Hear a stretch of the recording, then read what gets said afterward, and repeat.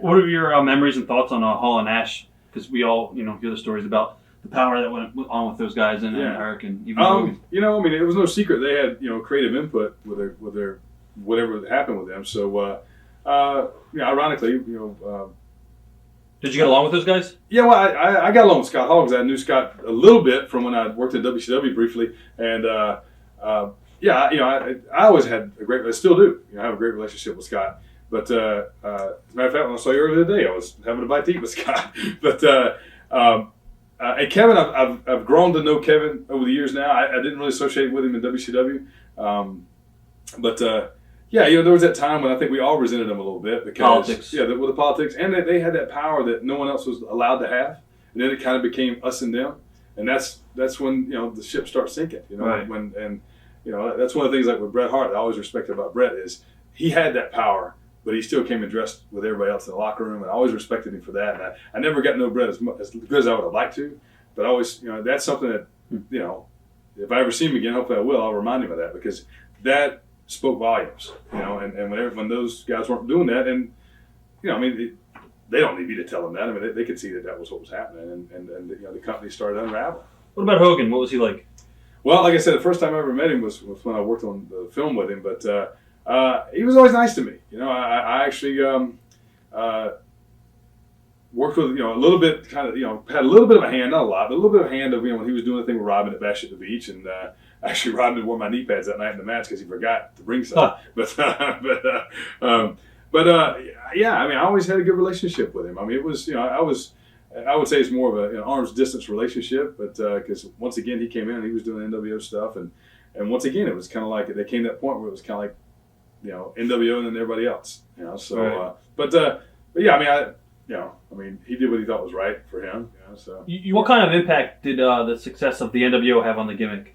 I think like anything else. I mean, let's face it. I mean, we were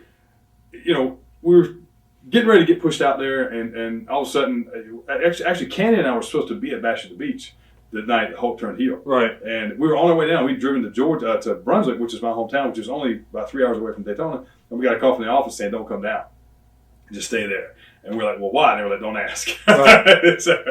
so I was like, "All right," I think everything, us included, took a backseat. Everything became a distant second to that, Mm-hmm. and the NWO was what it was, it was one of the greatest periods of wrestling, and ended up being, I think, one of the worst in the end, but that was because, everybody's got their own opinion, but I just feel like, you push anything too much, like my character, you push anything too hard down people's throats, and it gets regurgitated after a while, and with my character especially, they pushed me so hard, at the beginning, in retrospect, I wish I would have been a heel out of the chute, because you push something that hard down people's throats, they're gonna, the knee-jerk reaction is to dislike it. Definitely. And so and Arn Anderson, who became a huge resource to me, when I was in WCW, was one of the guys that said, "Hey, that entrance is a blessing and a curse, because, as great as it is, people expect you to walk on water, and nobody can live up to that entrance." And it definitely was an entity in itself, because even now, when someone says, "Hey, Glacier, blah, blah," the first thing I said, "Hey, that was a great entrance." Yeah. So, was it fair to say that when you were in WCW, you really never knew who was in charge? That's, even though Eric was like the guy who was, supposedly in charge, a lot of it. Because Eric would be the kind of guy that was like, okay, I'm taking care of this, but I've got people that are supposed to be answering those questions, so go to them. Right. And then somehow, a lot of times you could still never get an answer. Yeah. So. Did Bischoff change once Vince started beating him in the ratings? Did you see his personality change? Yeah, I think what hurt Eric a lot was, just trying to wear too many hats. He was trying to run the company and be, the number one face of the company on the show, and I think that I think he was running, 90 miles an hour all the time, and you just, nobody could be expected to do all that, and I think that Eric was maybe guilty of saying no, I know what I'm doing, and I can handle all this, and I think it just kind of like a tidal wave snuck up on him before he realized it, and I always think Eric had great intentions of what he was doing, but and once again, there came a point where he had everybody in his ear, you know, and I don't know how he kept his sanity during that time. Really, maybe he didn't. So, How did you wind up in WCW? well, we got totally off that. I was in Atlanta, and Southern had died down, and I was teaching school up there. And I started, I just thought, well, okay, I need to be where those guys are going to be. So I joined Sting Alexis Gym, and I was working out. Of course, all the guys were in there, and then through disco, I met Paige, and Paige and I became pretty good friends, and I started hanging out with him some, and of course, everybody knows all the stories about Paige, which I can pretty much say most of them are true. But ironically, disco actually came up with the idea. The Coach Buzz Stern character, and I actually did that on a couple of shows, and indie shows, and so Paige kind of liked it. So we were at Paige's Christmas party, and he gave a tape to Eric. Right. Eric looked at it, but like a day or two before, and he came over and he said, "Yeah." I never forget Eric said, "I'm kind of lukewarm on it," and so at that point I'd already met Eric, but he didn't know who I was. What were your impressions of him?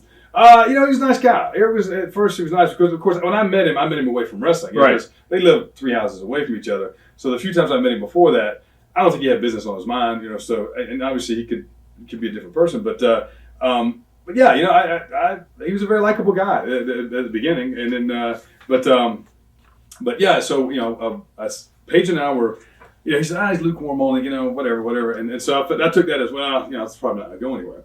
And at this point, it was my 8th year in the business, and I remember thinking to myself, what, if it ends right here, I've had some good we're going to Japan, whatever. I mean, I'm okay with it, really. If it ended right there, I was like, I'm okay with it. I try my best, and right.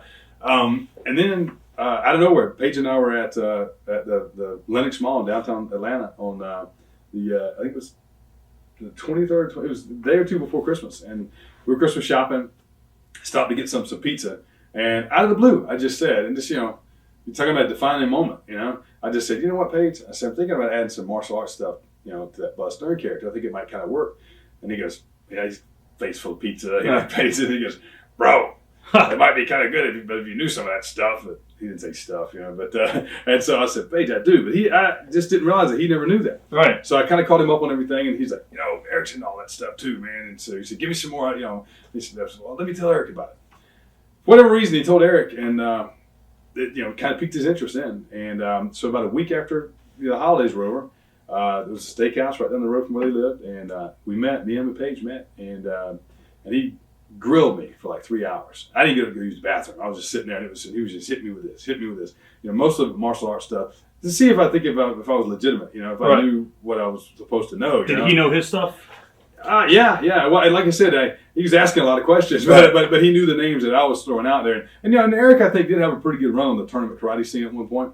And so, we were throwing our lines, and we actually did have a good conversation. At that point, I had no idea where that was going. I just thought, honestly, okay, well, at worst, I get to hang out with Eric, the boss, and at least meet him. He'll get to know me personally. Right. If it never comes to me, then I give it my best shot. And after 3 hours. Literally, because I was at one time had the guts to look at my watch, and I remember what time we'd gotten there, and he said, "Are you still wrestling on the independent wrestling scene?" And I said, "Yeah, I am." He says, "Well, I want to offer you a contract." And he said, "I want to pay you to disappear off the independent wrestling scene." And I was like, "Okay, I can do that." He said, "You don't even have to quit your job." At that point, I'd left teaching, and I was fitness director of the Atlanta Athletic Club, and which is a real prestigious country club, and that was in January. I don't think I quit my job till April, and